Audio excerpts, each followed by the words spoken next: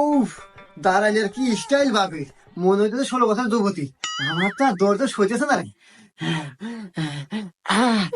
ভাবি, আমি জানি আপনার গরম বেশি ধরছে, এই জন্য বাইরে এসে খাড়া হয়েছেন।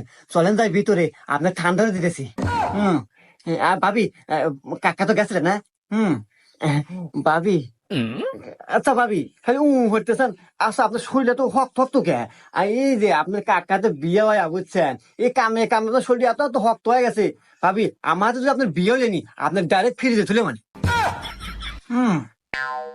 ভাবি, নন আমার আর সহ্য হইতেছে না, তাড়াতাড়ি ভিতরে চলেন ভাবি, আসেন। लेकिन एक सेकंड।